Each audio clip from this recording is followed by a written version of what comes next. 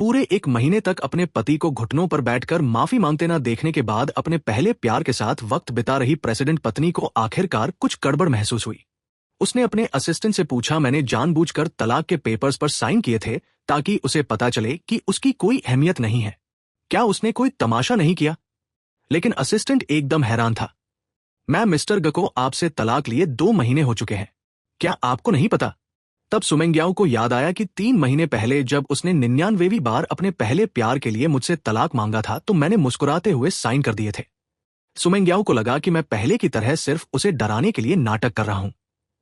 वह बेफिक्र होकर अपने कमरे में चली गई और कोल्ड वॉर जारी रखी। हद तो तब हो गई जब उसने मुझे चिढ़ाने के लिए अपनी बेटी को लिया और सीधे अपने पहले प्यार के घर रहने चली गई। मुझे बिल्कुल गुस्सा नहीं आया, बल्कि मैं तलाक के पेपर्स लेकर सीधे मैरिज रजिस्ट्रेशन ऑफिस पहुंच गया। वहां मुझे बताया गया कि साइन करने के 1 महीने बाद यह तलाक अपने आप लागू हो जाएगा। मैंने कानूनी मदद ली और जब सब कंफर्म हो गया तो चैन की सांस ली। मैं लड़खड़ाते हुए अपने कमरे का दरवाजा खोलने गया तो ऊपर से ढेर सारी तस्वीरें मेरे चेहरे पर गिरी। उनकी तेज धार से मेरे गाल पर कट लग गया। मैं पत्थर जैसा चेहरा लिए उन तस्वीरों को देखता रहा। मेरी पत्नी सुमेंग्याओ उन फोटोज में इतनी खुश और कोमल दिख रही थी जैसी शादी के बाद मैंने उसे कभी नहीं देखा था। 5 साल की बेटी या की खुशी भी जैसे छलक रही थी। मजाक तो देखिए, उस फैमिली फोटो के बीच में मैं नहीं, बल्कि सुमेंग्याओ का पहला प्यार सॉन्ग ईचन था। ये पक्का या की ही शरारत थी। जब से 6 महीने पहले सॉन्ग ईचन वापस आया था, इस घर में मेरी जगह एक फालतू इंसान जैसी हो गई थी। आज मेरा जन्मदिन था और हमारी शादी की 5वीं सालगिरह भी। सु मैग्याओ ने लड़ने का कोई बहाना ढूंढा और मुझे घर पर अपनी गलती सुधारने के लिए छोड़कर बेटी के साथ बाहर चली गई। मैंने सॉन्ग ईचन के सोशल मीडिया पर देखा कि वे तीनों अम्यूजमेंट पार्क में मजे कर रहे थे। एक फोटो में सुमेंग्याओ, जिसे सफाई से इतना लगाव है, जमीन पर घुटनों के बल बैठकर सॉन्ग ईचन के पेंट के नीचे का हिस्सा ठीक कर रही थी। वो नजारा मेरे दिल में तलवार की तरह चुभा। दुख तो बहुत हुआ, लेकिन फिर अपनी हालत देखकर एक अजीब सी खामोशी छा गई। मैं टेबल पर बैठा मोमबत्तियों को बुझते देखता रहा। अंधेरा गहरा गया था। काफी देर बाद लाइट जली और सुमेंग्याओ अपनी बेटी के साथ अंदर आई। मुझे देखते ही उसकी आंखों में नफरत आ गई। उसने एक गिफ्ट बॉक्स मेरी तरफ फेंका और चिढ़कर बोली, तुम्हें किसने कहा था खाना बनाते वक्त सुअर की चर्बी लाड इस्तेमाल करने को? पता है ना, मुझे सादा खाना पसंद है। यह आखिरी बार होना चाहिए। और यह रहा तुम्हारा बर्थडे गिफ्ट। वो ऐसे खड़ी थी जैसे मेरे थैंक यू का इंतजार कर रही हो। वो गिफ्ट सिर्फ एक सस्ती सी घड़ी थी, जबकि असली कीमती घड़ी तो सॉन्ग ईचन के पास थी, जिसे उसने इंटरनेट पर फ्रंट किया था। जब मैंने कोई रिएक्शन नहीं दिया तो वह भड़क गई। मैं बाहर दिन रात मेहनत करके पैसे कमाती हूं और तुम घर में बैठकर तेवर दिखा रहे हो। मुझे तुम जैसे बेकार इंसान से शादी नहीं करनी चाहिए थी। आज रात तुम स्टोर रूम में सोओगे और जब तक अपनी गलती नहीं मान लेते तब तक मुझसे माफी की उम्मीद मत करना। इतना कहकर वह चली गई। याया ने हंसते हुए केक मेरे सिर पर पलट दिया और बोली, आज मैं सॉन्ग अंकल के साथ पार्क गई थी। बहुत मजा आया। तुम तो बस हमारे नौकर हो। मम्मी को तलाक दो और यहां से दफा हो जाओ। जिस बेटी को मैंने 5 साल तक अपनी जान से ज्यादा चाहा, उसके मुंह से ऐसी बातें सुनकर मुझे घिन आने लगी। मुझे समझ आ गया कि कुछ लोग कभी वफादार नहीं हो सकते। याया पहले ऐसी नहीं थी। उसे सॉन्ग ईचन ने धीरे धीरे सिखाया था और सुमेंग्याओ ये सब जानते हुए भी खामोश रही। मैं चुपचाप उठा और उस छोटे से स्टोर रूम में चला गया। यही एक जगह थी जहां मैं सुकून से रह सकता था, क्योंकि वहां गंदगी की वजह से वे दोनों कभी नहीं आती थी। मैंने उसका दिया हुआ घटिया गिफ्ट डस्टबिन में डाल दिया और दराज से वह तलाक के पेपर्स निकाले। पिछले हफ्ते सॉन्ग ईचन की वजह से जब हमारा झगड़ा हुआ था तब उसने गुस्से में ये पेपर्स फेंके थे, क्योंकि उसे यकीन था कि मैं उसके बिना जी नहीं पाऊंगा। लेकिन अब मुझे समझ आ गया था कि पत्थर को कभी दिल नहीं दिया जा सकता। मैंने बिना रुके साइन कर दिए। पत्नी, बेटी और ये घर, मुझे अब कुछ नहीं चाहिए था। 7 साल का बोझ जैसे उतर गया और मुझे गहरी नींद आने लगी। तभी किसी ने मेरी कमर पर हाथ फेरा। मैंने आंखें खोली तो देखा सुमेंग्याओ वहां खड़ी थी। पहले हमेशा मैं ही पहल करता था और वो नखरे दिखाती थी, लेकिन आज उसके खुद करीब आने पर भी मुझे कुछ महसूस नहीं हुआ। सुमेंग्याओ को गुस्सा आ गया। क्या हुआ अब? मैंने उसका हाथ हटा दिया और आंखें बंद कर ली। वो गुस्से से कांपने लगी और चिल्लाई, अभी भी दिन की बात को लेकर बैठे हो? मैंने कहा ना कि ईचन और मेरा रिश्ता पास था। तुम क्यों पीछे पड़े हो? मैंने कोई जवाब नहीं दिया। उसे लगा होगा कि मैं फिर से उसे मनाने आऊंगा, लेकिन इस बार मैं सच में सो गया था। अगली सुबह मैंने उनके लिए नाश्ता नहीं बनाया बल्कि खुद के लिए चाय बनाई। सॉन्ग किचन का नया पोस्ट देखा जिसमें सुमिंग याओ उसके लिए किचन में दलिया बना रही थी। वही औरत जिसने मेरे लिए कभी पानी का गिलास तक नहीं उठाया, आज अपने एक्स के लिए खाना बना रही थी। मेरा दिल एकदम शांत था। तभी पीछे से या की चिल्लाने की आवाज आई, मेरा ब्रेकफास्ट कहाँ है? उसने गुस्से में कहा, तुम मेरे नौकर हो, खाना क्यों नहीं बनाया? मम्मी से कहूंगी तो वो तुम्हें सजा देंगी। मैंने उसकी तरफ देखा और ठंडे दिमाग से बोला, भूख लगी है तो फ्रिज से खुद लेकर खा लो और ज्यादा दिक्कत है तो अपने सॉन्ग अंकल के पास जाओ। उसे अपनी जगह दिखाकर मैं अपना सामान पैक करने कमरे में चला गया। अब यहां मेरे लिए कुछ नहीं बचा था। जब मैं सामान लेकर बाहर निकल रहा था तो सुमिंग याओ सामने खड़ी थी। उसने मुझे अनदेखा करने की कोशिश की और सफाई देने लगी। कल इचैन की तबीयत ठीक नहीं थी, इसलिए मुझे रुकना पड़ा। मेरा इरादा गलत नहीं था तो मैंने कुछ पूछा ही नहीं। मैंने उसकी बात काट दी और अपना सामान डस्टबिन की तरफ ले गया। वहां एक पुराना खिलौना देख सुमिंग याओ का चेहरा उतर गया। वो हैरान थी कि मैं सब कुछ फेंक रहा हूं। उसे शायद पहली बार डर महसूस हो रहा था, लेकिन मैंने बस इतना कहा, चीजें पुरानी हो जाए तो उनमें बैक्टीरिया पैदा हो जाता है, इसलिए उन्हें फेंक देना ही बेहतर है। सुमिंग याओ की आंखों में शक तो था पर उसने ज्यादा नहीं सोचा और सिर हिलाते हुए घर के अंदर चली गई। मैं तब तक बाहर ही खड़ा रहा जब तक कि कचरा ढोने वाली गाड़ी उन तोहफों को लेकर नहीं चली गई। जब मुझे यकीन हो गया कि अब उनके वापस आने की कोई गुंजाइश नहीं है, तभी मैं मुड़ा। जब मैं वापस विला के अंदर आया तो सुमिंग याओ ने एक बैग से दलिया पोरेज का डिब्बा निकाला और लापरवाही से टेबल पर पटकते हुए बोली, कल मेरा रिएक्शन थोड़ा ज्यादा हो गया था, पर तुम्हें ईचन को परेशान नहीं करना चाहिए था। ये दलिया मैंने खास तुम्हारे लिए बनाया है, इसे पियो और फिर जाकर ईचन से माफी मांगो। सुमिंग याओ ने कभी घर का कोई काम नहीं किया था। उसे लगा कि उसकी इस मेहरबानी को देखकर मैं खुशी से रोने लगूंगा। मैंने बस उस ठंडे हो चुके दलिये को देखा और खुद पर हंसी आई। इंसान कितना गिर सकता है कि सुमिंग याओ मेरी गरिमा को इस तरह पैरों तले कुचल रही थी।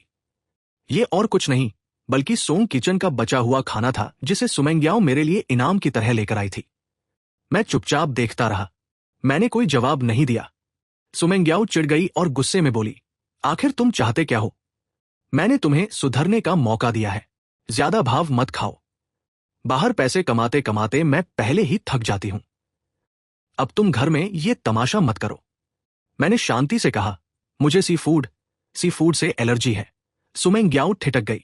उसे अचानक याद आया और उसके चेहरे पर थोड़ी शर्मिंदगी दिखी, लेकिन मेरा ठंडा चेहरा देखकर उसका गुस्सा फिर भड़क उठा। सिर्फ एलर्जी ही तो है, मर थोड़ी जाओगे, इतने नखरे क्यों? जब उसने देखा कि मैं उसकी बात नहीं मान रहा तो उसने आपा खो दिया और जबरदस्ती दलिया मेरे मुंह में उड़ेलने लगी। मुझे उम्मीद नहीं थी कि वो इतनी पागल हो जाएगी। जब तक मैं खुद को बचाता काफी दलिया अंदर जा चुका था। मैं जमीन पर गिरकर उल्टी करने लगा। मुझे सी फूड से गंभीर एलर्जी है, थोड़ा सा छूने पर भी हालत खराब हो जाती है। मुझे सांस लेने में दिक्कत होने लगी, गले में छाले पड़ गए और शरीर पर लाल चकत्ते निकल आए। सुमिंग याओ ने नफरत से कहा, क्या अब बेचारा बनने का नाटक कर रहे हो? हर वक्त मेरे साथ ये चाले चलते हो। तुम्हें लगता है तुम ईचन जैसे हैंडसम हो? तुम तो बस एक बूढ़े और अपाहिज बेकार इंसान हो। मौका दे रही हूं तो मान जाओ, वरना जिस दिन घर से बाहर निकालूंगी पछताने का भी मौका नहीं मिलेगा। मम्मी सॉन्ग अंकल का बदला लो। यानी आगे बढ़कर मुझे एक लात मारी और हंसने लगी। घर पर रहकर अपनी गलती सुधारो, अगली बार नाटक किया तो अच्छा नहीं होगा। सुमिंग याओ अपनी बेटी को लेकर चली गई। उसने मुड़कर एक बार भी मुझे नहीं देखा। विला में सन्नाटा था। बस बाहर जाती उनकी गाड़ी का शोर सुनाई दे रहा था। मुझे दम घुटता महसूस हुआ। मैंने अपनी आखिरी ताकत बटोरी और एम्बुलेंस को फोन किया। करीब 15 मिनट तक तड़पने के बाद मैं बेहोश हो गया। जब मेरी आंख खुली तो मैं अस्पताल के वार्ड में था। फिनाइल की गंध से मुझे समझ आ गया कि मेरी जान बच गई है। सुमिंग याओ मुझे फर्श पर मरता हुआ छोड़कर चली गई थी। यह सोचकर मेरा दिल बैठने लगा। खैर, अब बस 28 दिन और बचे थे, उसके बाद मैं आजाद था। अस्पताल में 3 दिन रहने के दौरान सुमिंग याओ का एक भी फोन नहीं आया। मुझे दुख नहीं हुआ बल्कि सुकून मिला कि मुझे उन दोनों की सेवा नहीं करनी पड़ी। डॉक्टर ने जब डिस्चार्ज के लिए कहा तो मेरा मन नहीं था कि मैं वापस जाऊं। जब मैं घर पहुंचा तो विला खाली था। फर्श पर गिरा दूध सड़ चुका था और खून के काले दाग पड़े हुए थे। मुझे समझ आया कि सुमेंग्याओ कई दिनों से घर नहीं आई थी। वो अपने पहले प्यार के साथ थी। सॉन्ग ईचन का नया पोस्ट देखा। वे तीनों समुद्र किनारे सैर कर रहे थे। पहले मुझे जलन होती पर अब मुझे कोई फर्क नहीं पड़ा। वे तीनों एक दूसरे के लिए ही बने हैं। तभी मुझे एक रिकॉर्डिंग मिली। सॉन्ग यचन पूछ रहा था, या तुम मेरे साथ आई हो? अगर तुम्हारे पापा को पता चला तो क्या वो गुस्सा नहीं होंगे? या कि नफरत भरी आवाज आई, वो तो एक बदसूरत नौकर है, उसकी कोई औकात नहीं है। स्कूल में सबके पापा हैंडसम है, पर मेरे पापा अपाहिज लेम है। मुझे शर्म आती है। सॉन्ग ईचन ने फिर पूछा, तो तुम्हें कौन पसंद है, मैं या पापा? याने उत्साह से कहा, बेशक आप। मैं चाहती हूं पापा जल्दी तलाक दे और यहां से चले जाए ताकि आप मेरे नए पापा बन सके। फिर याने जो कहा उसने मेरा खून सुखा दिया। वो मर क्यों नहीं गया? पिछले साल मुझे बचाते वक्त उसकी टांग टूट गई थी। काश वह गाड़ी के नीचे दबकर मर जाता। अपनी 5 साल की बेटी के मुंह से इतनी कड़वाहट सुनकर मैं सुन्न पड़ गया। तभी सॉन्ग यच का एक वॉइस नोट आया, मिंग्याओ और तुम्हारी बेटी का दिल मेरे पास है। तुम किस मुंह से यहां हो? दफा हो जाओ। मेरा दिल पहले ही टूट चुका था, इसलिए उसकी बातों का मुझ पर कोई असर नहीं हुआ। मैंने याया के लिए रखे सारे गिफ्ट कचरे में डाल दिए। जिस पत्नी ने मुझे मारने की कोशिश की और जिस बेटी ने मेरी मौत की दुआ मांगी, उनके लिए अब मेरे दिल में कोई जगह नहीं थी। अपनी टूटी टांग देखकर मुझे खुद पर हंसी आई। ये एक तरफा प्यार का सबसे बड़ा इनाम था। अब आजादी में सिर्फ 20 दिन बाकी थे। इन 20 दिनों में मैंने खुद के लिए जीना शुरू किया। मैंने शहर की खूबसूरत जगह देखी, पहाड़ों पर सूर्योदय देखा और नदी की लहरों का आनंद लिया। मुझे एहसास हुआ कि अब तक मैं जिंदगी नहीं जी रहा था, बल्कि गुलामी कर रहा था। वापस आकर मैंने झील के किनारे एक सबसे महंगे रेस्टोरेंट में टेबल बुक की। सुमेंग्याओ को हमेशा मेरी वजह से शर्मिंदगी होती थी, इसलिए वह मुझे कभी बाहर नहीं ले गई।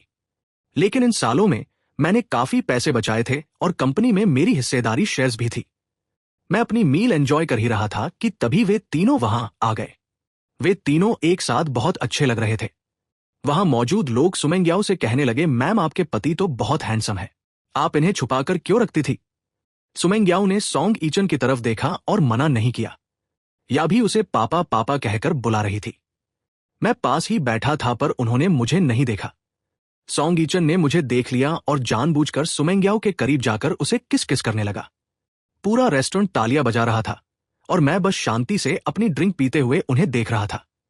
सुमेंग्याओ के चेहरे पर वो खुशी थी जो मैंने पहले कभी नहीं देखी थी। वो मेरे सामने हमेशा रानी बनी रहती थी, पर सॉन्ग ईचन के लिए वह पूरी तरह समर्पित थी। मुझे लगा कि अच्छा ही है, अब मुझे इन सब चीजों से जल्द ही छुटकारा मिलने वाला था। मैं मुड़कर दरवाजे की तरफ जाने लगा।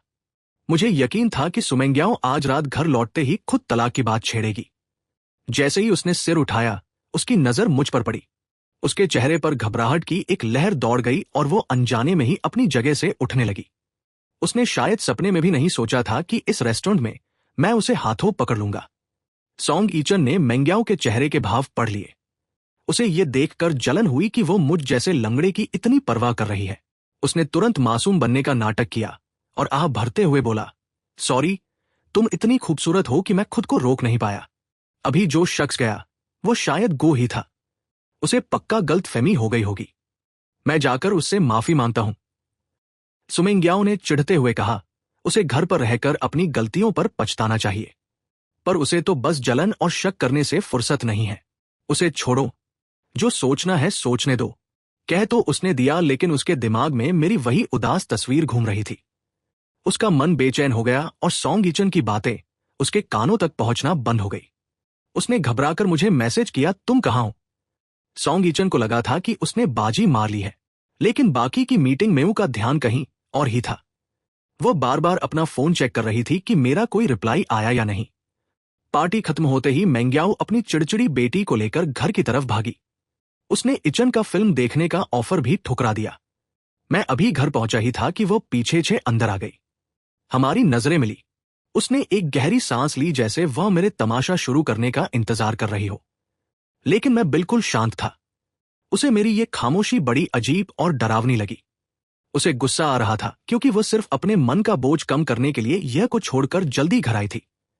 पर जब उसने मेरा सपाट चेहरा देखा तो उसकी चिढ़ बढ़ गई। उसने अपने बैग से एक गिफ्ट बॉक्स निकाला और सोफे पर फेंकते हुए चिल्लाई, तुम्हारी वजह से इचन का डिप्रेशन फिर से उभर आया, इसलिए मैं उसका मन बहलाने बाहर गई थी। माफी मांगने के बजाय तुम रेस्टोरेंट तक हमारा पीछा करने आ गए। तुम्हें शर्म नहीं आती? मैंने उस गिफ्ट की तरफ देखा तक नहीं। मैं बस उसके चेहरे को देख रहा था और सोच रहा था कि ये तलाक की बात कब शुरू करेगी ताकि मैं अपना बोरिया बिस्तर समेटकर यहां से निकलूं। लेकिन वो तो जैसे रेस्टोरेंट वाली बात भूल ही गई थी और उल्टा सारा इल्जाम मुझ पर मढ़ रही थी। मुझे एहसास हुआ कि आज ये रिश्ता खत्म नहीं होने वाला। मुझे अभी 20 दिन और इंतजार करना होगा। मेंग्याओं को हैरानी हो रही थी। पहले जब भी वो गुस्सा करती थी, मैं घबरा जाता था और बिना किसी गलती के माफी मांगने लगता था। आज मैं उसके सामने था, लेकिन उसे महसूस हो रहा था कि मैं उससे बहुत दूर निकल चुका हूं। उसे ये बात पसंद नहीं आई कि मैं उसके कंट्रोल से बाहर जा रहा हूं।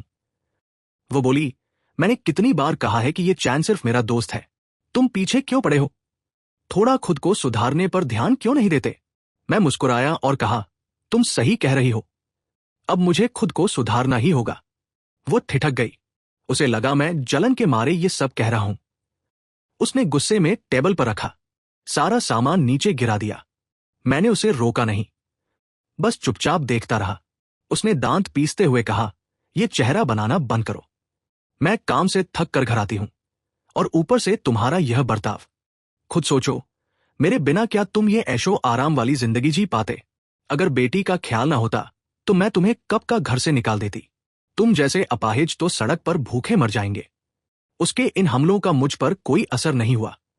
मैंने बस इतना कहा, मैं कह तो रहा हूं, मुझे कोई फर्क नहीं पड़ता। वो निशब्द रह गई। उसे लगा था कि वो घर लौटकर एहसान कर रही है। उसने जाते जाते धमकी दी, तुम बहुत घमंडी हो गए हो। याद रखना, जब तक तुम ईचन से माफी नहीं मांगते तुम स्टोर रूम में ही रहोगे। तुम बिल्कुल एक गटर के चूहे जैसे लग रहे हो। बेटी या ने भी मुझे नफरत भरी नजरों से देखा और कहा, तुम गंदे हो। तुमने मम्मा और अंकल को परेशान किया। तुम यहां से चले क्यों नहीं जाते? मुझे सॉन्ग अंकल को अपना पापा बनाना है। मैंने उसकी आंखों में देखकर मुस्कुराते हुए कहा, फिक्र मत करो, वो बहुत जल्द तुम्हारे पापा बन जाएंगे। अगले कुछ दिन मेंगंग्याओं और या घर से गायब रही। वो मुझे तड़पाने के लिए ईचन के पास चली गई। डिवोर्स का कूलिंग पीरियड खत्म होने वाला था, इसलिए मैंने कोई फालतू पंगा नहीं लिया। मैंने घर साफ किया और सुकून से धूप सेंकी। आधी रात को इचेन ने एक वीडियो भेजा जिसमें वो तीनों मेरे ही घर में मैचिंग पजामे पहनकर मस्ती कर रहे थे। वो मुझे उकसाना चाहता था, लेकिन मैंने उसे इग्नोर किया और अपने लिए एक महंगा डिनर ऑर्डर किया। जब उसे मेरी तरफ से कोई माफी नहीं मिली तो मेंग्याओ का गुस्सा 7वें आसमान पर पहुंच गया। उसने ईचन को अपनी कंपनी में ऊंचे पद पर रख लिया और सोशल मीडिया पर उसके साथ फोटो डालने लगी। मुझे बस हंसी आ रही थी। 3 दिन बचे थे। मग्याओ की गैर मौजूदगी में मैंने अपनी लाइफ के सबसे सुकून भरे दिन बिताए। मैंने कंपनी के अपने 5% शेयर्स बेचने का फैसला कर लिया था ताकि गांव वापस जाकर आराम से रह सकूं। मेंग्याओ मुझे बेकार समझती थी, लेकिन वह भूल गई थी कि जब उसकी कंपनी डूब रही थी तब मैंने ही दिन रात एक करके उसे बचाया था। एक रात दरवाजे पर दस्तक हुई। मुझे लगा मेरा पार्सल आया है, पर सामने मंग्याया और या खड़ी थी। उसे शायद मेरी खामोशी से डर लगने लगा था। उसे यकीन था कि मैं उसके बिना नहीं रह सकता, पर मेरी बेरुखी ने उसे बेचैन कर दिया था। उसने तंज कसा, लगता है तुम्हें हमारे आने से खुशी नहीं हुई। क्या घर में किसी और औरत को पाल रखा है? मैंने कोई जवाब नहीं दिया और अपने स्टोर रूम की तरफ मुड़ गया। उसने अपनी वफादारी तोड़ी थी और इल्जाम मुझ पर लगा रही थी। उसे पुरानी बातें याद आने लगी कि कैसे उसके बुरे वक्त में सिर्फ मैं ही उसके साथ खड़ा था। रात को जब मैं बाहर आया तो टेबल पर खाना लगा देखकर हैरान रह गया। मैंग्याओ किचन में थी और बड़े प्यार से बोली, बस सूप बन रहा है, फिर खाते हैं। सालों से मैं इसी पल का इंतजार कर रहा था, पर अब बहुत देर हो चुकी थी। टेबल पर सारा खाना वही था जो सॉन्ग ईचन को पसंद था, सी फूड। मैंने ठंडे लहजे में कहा, मुझे सी फूड से एलर्जी है। वो अपनी पसंद मुझ पर थोप रही थी जैसे उसने हमेशा किया। उसने मुझे मूवी टिकट दिए पर मैंने उन्हें हाथ भी नहीं लगाया। तभी सॉन्ग येचिन ढेर सारे खिलौने लेकर धमक पड़ा। याया उसे देखते ही पापा पापा कहकर उससे लिपट गई। मेंग्याओ ने उसे रोकने की कोशिश की, पर यह चिल्लाई, मुझे सॉन्ग अंकल ही पापा चाहिए, ये लंगड़ा नौकर नहीं। मेंग्याओ उसे अंदर ले गई। ये ने मेरी टिकटों को देखकर कमीनी मुस्कान के साथ कहा, तुम्हें लगता है तुम जीत गए, अब मैं तुम्हें दिखाऊंगा कि मेंग्याओं के लिए असली कौन है। मैंने शांति से उसकी तरफ देखा और कहा, तुम्हें मुकाबला करने की जरूरत नहीं है, क्योंकि अब मुझे कोई परवाह नहीं है। तुझे क्या लगा तू ये ऐशो आराम इतनी आसानी से छोड़ देगा?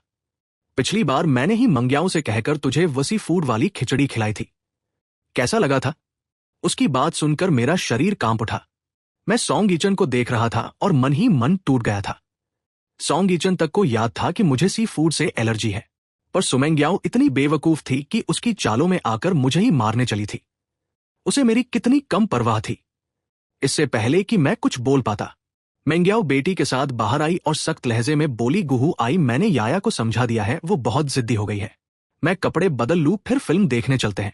सॉन्ग ईचन तुरंत बोल पड़ा, मग्या मैं भी तुम्हें फिल्म दिखाने के लिए ही आया था। मेंग्याओ थोड़ी झिझकी। उसे एहसास हो रहा था कि मेरे साथ कुछ गड़बड़ है, इसलिए वह रिश्ता सुधारना चाहती थी। उसे पता था कि अगर इस बार भी उसने ईचन का साथ दिया तो शायद मैं हमेशा के लिए चला जाऊं। उसने मना कर दिया, अगली बार चलेंगे, पहले गुहई से वादा किया है। ईचन गुस्से से पागल हो गया। उसने बैग से वही सी फूड वाली खिचड़ी निकाली और मुझ पर झपट पड़ा। उसने जबरदस्ती वो खिचड़ी मेरे मुंह में ठूस दी। मुझे उल्टियां होने लगी, पर एलर्जी का असर बहुत तेज था। गले में छाले पड़ गए, शरीर पर लाल चकत्ते उभर आए और मेरी सांसें थमने लगी। ये चिन मुस्कुराते हुए बोला, देख ले मैऊ के लिए कौन ज्यादा जरूरी है। और फिर वो खुद जमीन पर लेटकर सिर पकड़कर चिल्लाने लगा। जैसे ही मेंग्याओ नीचे आई, उसने देखा कि दो मर्द जमीन पर पड़े हैं। एक मैं जो सांस लेने के लिए तड़प रहा था, और दूसरा उसका पहला प्यार जो दर्द का नाटक कर रहा था। मैंने करहाते हुए कहा, मेंग्याओ मुझे हॉस्पिटल ले चलो वरना मैं मर जाऊंगा। मग्याओ घबरा कर आगे बढ़ी, पर तभी येचन चिल्लाया, मग्याओ मेरा सिर फटा जा रहा है, मैं मर जाऊंगा।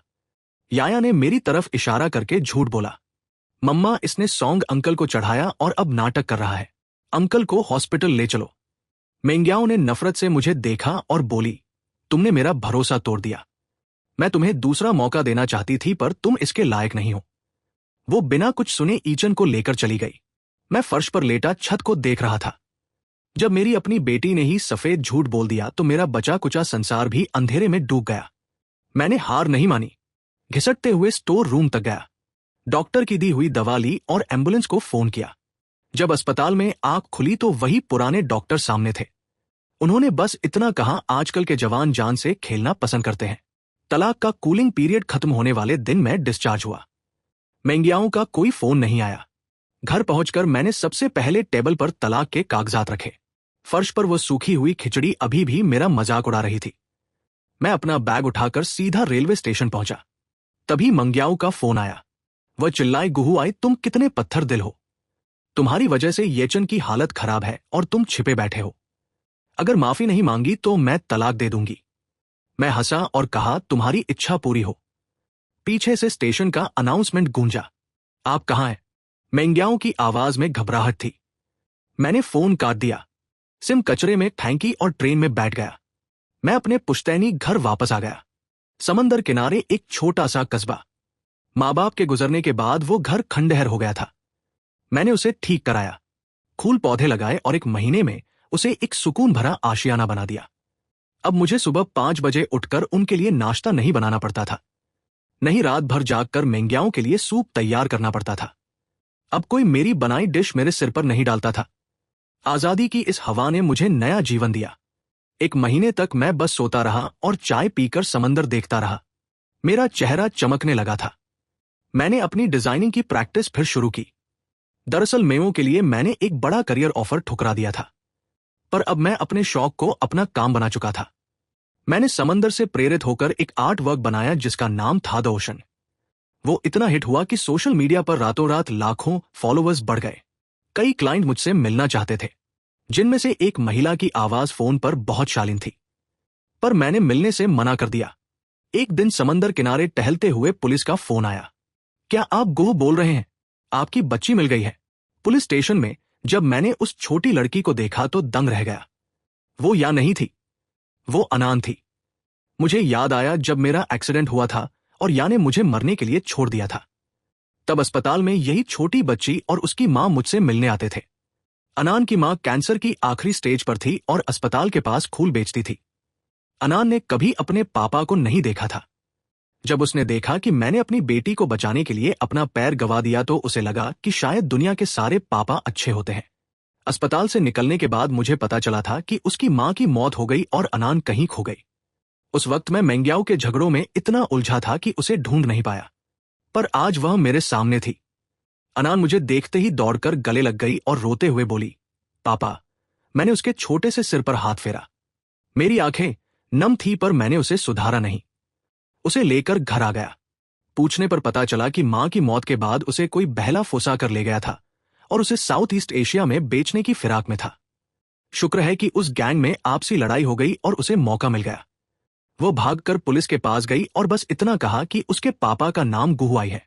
किस्मत का खेल देखो, उन अपराधियों का अड्डा भी इसी समंदर किनारे वाले कस्बे में था। दुबली पतली अनान को देखकर मुझे अपना अक्स नजर आया।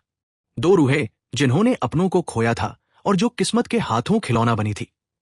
ऐसा लगा जैसे कुदरत ने ही हमें मिलाने का रास्ता बनाया हो। मैंने तय कर लिया कि मैं अनान को गोद लूंगा, लेकिन जब कानूनी प्रक्रिया शुरू की तो पता चला कि मामला पेचीदा है। अकेला सिंगल होने के नाते मैं एक लड़की को गोद नहीं ले सकता था जब तक कि मैं शादीशुदा न हूं। अगर यह मसला हल नहीं हुआ तो अनान को कोई और ले जा सकता था। घर आकर जब मैंने अनान की उम्मीद भरी आंखें देखी तो सच बताने की हिम्मत नहीं हुई। वो बहुत समझदार और मेहनती थी। फर्श पर पानी की एक बूंद गिरती तो वो तुरंत पोछा लेकर साफ करने लगती। मैंने खाना बनाया तो उसने करीने से कुर्सियां लगा दी।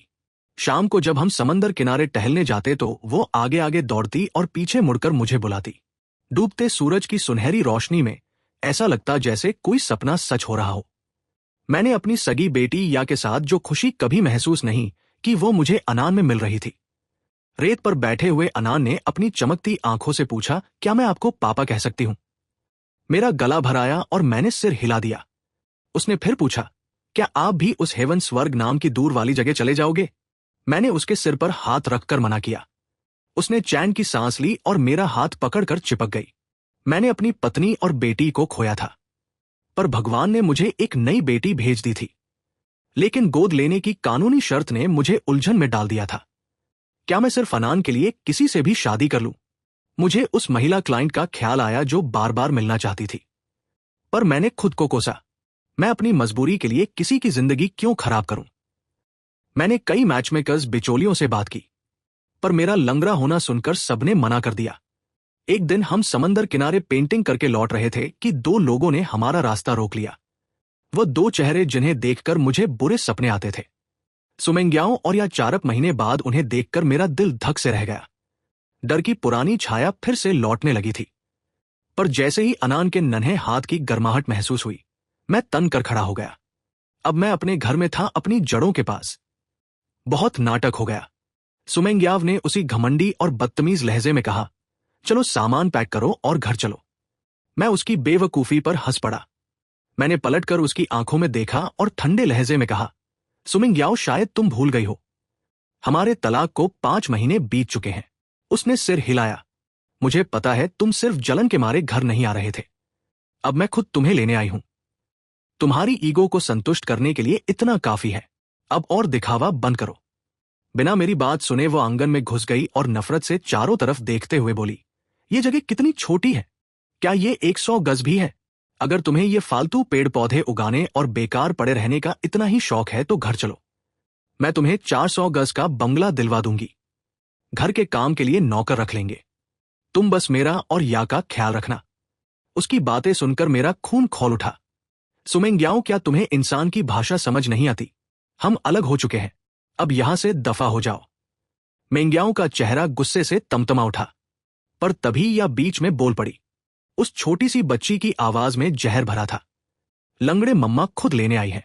अब और नखरे किए तो हम गुस्सा हो जाएंगे। फिर कभी हमारे घर के दरवाजे तुम्हारे लिए नहीं खुलेंगे। जब मैंने जवाब नहीं दिया तो या ने गुस्से में आंगन में खिले फूलों के पौधों को लात मारकर कुचल दिया। वो किसी छोटे शैतान जैसी लग रही थी। अनान डर के मारे कांपने लगी। मैंने उसे गले लगाया और कहा, डरो मत बेटा, पापा यही है। अनान ने पहले ही बहुत ट्रॉमा झेला था। उसे नॉर्मल करने में मुझे महीनों लगे थे।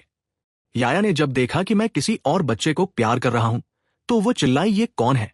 उसकी चीख सुनकर अनान और ज्यादा डर गई। मेरा सब्र टूट गया। मैंने कड़क आवाज में कहा, चुप रहो। बदतमीज यानी आज तक मुझे इस तेवर में नहीं देखा था। वो किसी पागल बिल्ली की तरह अनान पर झपटी और उसे मेरे पास से खींचने की कोशिश करने लगी। ये गंदी लड़की कौन है? इसे नीचे उतारो। तुम सिर्फ मेरे बॉय नौकर हो। तुम्हें सिर्फ मेरा ख्याल रखना है। लंगड़े, सुना तुमने? या की बातें मेरे दिल में खंजर की तरह चुभ रही थी। जब उसने अनान को मारने के लिए हाथ उठाया तो मैंने अपना आपा खो दिया और एक जोरदार तमाचा या के गाल पर जड़ दिया। पूरे आंगन में सन्नाटा छा गया। मेंग्याओ की आंखें फटी की फटी रह गई। गो आई, तुम पागल हो गए हो। अपनी सगी बेटी को एक बाहरी लड़की के लिए मारा। मैंने ठंडी और बेरुखी भरी आवाज में कहा, तुमने देखा है कभी किसी की बेटी को अपने बाप को नौकर और लंगड़ा कहते हुए कुछ बोलती? उससे पहले मैंने बात काटी। जिस दिन हमारा तलाक हुआ उसी दिन मैं तुम्हारी गुलामी से आजाद हो गया था। मिंग्याओ, अपनी बेटी को तमीज सिखाओ वरना बाहर की दुनिया इसे बहुत बुरी तरह कुचलेगी। और आखिरी बार चेतावनी दे रहा हूं, हम तलाकशुदा हैं। किस हक से तुम मुझे वापस ले जाने आई हो? मेंग्याओ को गहरा धक्का लगा। उसे यकीन था कि मैं उसके प्यार में 7 साल तक सब सहता रहा तो मैं कभी उसे छोड़ नहीं पाऊंगा। पर आज मेरी आंखों की वह बेरुखी उसे डरा रही थी। वो अपनी हार मानने को तैयार नहीं थी। उसने चिल्लाकर कहा, बहुत हुआ। अपनी सगी बेटी पर हाथ उठाना इंसानियत नहीं है। तुम बस मुझे यहां तक बुलाना चाहते थे। अब मैं आ गई हूं तो नखरे बंद करो। तुमने जो या को मारा उसके लिए घर चलकर माफीनामा लिखना और 1 हफ्ते स्टोर रूम में बंद रहना। ज्यादा पर निकल आए हैं तुम्हारे। इतना कहकर वो बाहर की तरफ मुड़ी। उसे लगा मैं रोते हुए उसके पीछे भागूंगा और पैरों में गिर जाऊंगा। वो धीरे धीरे चल रही थी ताकि मुझे मौका दे सके। पर जब वो गेट तक पहुंची और पीछे मुड़कर देखा तो उसके पैरों तले जमीन निकल गई। मैं अनान का हाथ पकड़े खड़ा था और मेरी आंखों में उसके लिए कोई जगह नहीं थी। याया अपना गाल पकड़े हुए बद्दुआएं दे रही थी। तुम देख लेना, अब हम तुम्हें कभी नहीं अपनाएंगे। मैं शाम की उस ढलती रोशनी में अपनी बेटी अनान के साथ धीरे धीरे गेट की तरफ बढ़ा ताकि उन्हें अपने घर से बाहर का रास्ता दिखा सकूं। सुमेंग्याओ की आंखों में एक चमक सी आई और उसने मन ही मन सोचा कि मैं फिर से वही पुराना नाटक कर रहा हूं। उसे यकीन था कि जैसे ही वो हमेशा के लिए चले जाने की धमकी देगी, मैं घुटनों के बल गिरकर माफी मांगने लगूंगा। वो फिर से उसी मालकिन वाले तेवर में आ गई और अपना सीना फुलाकर मुझे नीची नजरों से देखने लगी। लेकिन उसकी ये खुशी पल भर की थी। मैंने बिना किसी भाव के बस इतना कहा, दफा हो जाओ और दोबारा कभी अपनी शक्ल मत दिखाना। जैसे ही मैंने आंगन का दरवाजा बंद किया, सुमेंग्याओ सन रह गई। वो गुस्से और सदमे से कांप रही थी। उसे यकीन ही नहीं हो रहा था कि गु उसके साथ ऐसा बर्ताव कर सकता है। क्या उसे अब उससे प्यार नहीं रहा? बाहर खड़ी आया, अपनी नन्ही मुट्ठियां हवा में लहराते हुए चिल्लाई, लंगड़े, मम्मी खुद लेने आई थी और तुमने भाव खाया। अब कभी हमारे घर कदम मत रखना। सुमेंग्याओ वहीं खड़ी रही जैसे कोई लकड़ी का लट्ठा हो। उसका दिमाग सुन हो चुका था। दूसरी तरफ मैंने अपनी क्लाइंट एक्सूजी YF एक्सूजी से मिलने का फैसला किया। मुझे अनान को एक कानूनी घर देना था और उसके लिए शादी की शर्त पूरी करनी थी। जब मैं समंदर किनारे कैफे में पहुंचा और खिड़की से उस क्लाइंट का चेहरा देखा तो मुझे अपनी औकात याद आ गई। वह बेहद शालीन और ऊंचे दर्जे की महिला लग रही थी। धूप में अपनी कटी हुई टांग को देखकर मैंने अपने मन के उस लालच को तुरंत दबा दिया। पर जब बातचीत शुरू हुई तो पता चला कि वह मेरे काम दी ओशन की बहुत बड़ी फैन है। हम घंटों डिजाइन और आर्ट पर बातें करते रहे। उसे यकीन नहीं था कि इतना गहरा काम करने वाला शख्स उसके ही उम्र का कोई आदमी होगा। जब मैं अनान को स्कूल से लेने पहुंचा तो उसने देखते ही पूछ लिया, पापा क्या ये मेरी नई मम्मी है? मेरा चेहरा शर्म से लाल हो गया। पर सुश्री शू ने बुरा नहीं माना। उन्होंने बड़े प्यार से अनान को गोद में उठा लिया। अगले 2 दिन उन्होंने हमारे साथ बिताए। अनान उनके साथ ऐसे घुल मिल गई जैसे बरसों का रिश्ता हो। जब वह जाने लगी तो मेरा मन उदास था, पर मैं जानता था कि वह और मैं 2 अलग दुनिया के लोग हैं। एक तलाकशुदा अपाहिज आदमी उनका साथ कैसे पा सकता है? अनान को गोद लेने की डेडलाइन पास आ रही थी। 6 महीने बीत गए। जूझ का कोई मैसेज या कॉल नहीं आया। अनान अक्सर अपनी नई मम्मी के बारे में पूछती पर मेरे पास कोई जवाब नहीं होता। मुझे बुरा लगता था कि मेरी वजह से उसके नाम के साथ तलाकशुदा का टैग लग जाएगा। मुझे लगा शायद वो मुझसे नाराज है। उधर सुमेंग्याओ ने मेरे घर के सामने वाला घर खरीद लिया था। वो खुद तो सामने नहीं आती थी पर उसकी बेटी या अब बदल चुकी थी। वो अक्सर चुपचाप मेरे आंगन में आकर अपना होमवर्क करती थी। मैंने उसे कभी नहीं रोका क्योंकि आखिर वह मेरी अपनी खून थी। सुमेंग्याओ ने इन 6 महीनों में अपनी बेटी को अच्छे संस्कार दिए थे। वो अब पहले जैसी बदतमीज नहीं रही थी। एक दिन जब मैंने उसे अपने साथ खाना खाने के लिए बुलाया तो उसकी आंखों में चमक आ गई। वो खाना खाते हुए रोने लगी और कहने लगी, पापा, मुझे पता है मैंने पहले बहुत गलतियां की हैं। मैं आपकी नफरत के ही लायक हूं। मैंने उसकी बर्थडे पर उसके लिए छोटा सा केक मंगवाया जिसे देखकर वो फूट फूट कर मेरे गले लग गई। उसे अब एहसास हो गया था कि उसने क्या खोया है। जब मैं या को घर छोड़ने गया तो सुमेंग्याओ बाहर खड़ी थी। मैंने उससे बहुत शांति से बात की और कहा, अब मेरे दिल में तुम्हारे लिए नफरत भी नहीं बची है। तुम मेरे लिए अब बस एक अजनबी हो। मैंने तुम्हें माफ कर दिया है क्योंकि मैं अपनी लाइफ में शांति चाहता हूं। इसलिए अब पीछा करना छोड़ दो। सुमेंग्याओ रोने लगी। उसने कहा कि उसे अब मेरी कीमत समझ आई है, पर मैंने उसे साफ कर दिया कि अब बहुत देर हो चुकी है। उसी रात जब मैं अपने आंगन में लौटा तो वहां एक जाना पहचाना चेहरा खड़ा था। जूजी अपना बैग लेकर खड़ी थी और मुस्कुराते हुए बोली, क्या मेरा वेलकम नहीं करोगे? मैं हक्का बक्का रह गया। उसने बताया कि वो पिछले 6 महीनों से यूरोप में अपना बिजनेस सेटअप कर रही थी ताकि उसके घरवाले उसकी लाइफ और शादी के फैसलों में दखल ना दे सके। उसने मेरा हाथ थाम कर कहा, मिस्टर गु, क्या अब हम सच में अपनी जिंदगी की शुरुआत कर सकते हैं? उस पल मुझे एहसास हुआ कि मेरी जिंदगी का सबसे अंधेरा वक्त खत्म हो चुका है। सुमेंग्याओ को जब यह पता चला तो वो हमेशा के लिए टाउन छोड़कर चली गई। उसे समझ आ गया था कि अब वह मेरे और जूज के बीच कभी नहीं आ सकती। आज मैं जूज का हाथ थामे समंदर किनारे टहल रहा हूं। ढलते सूरज की सुनहरी धूप हम पर पड़ रही है। जिंदगी आखिरकार पटरी पर आ गई थी। मुझे मेरा प्यार और मेरा परिवार मिल चुका था।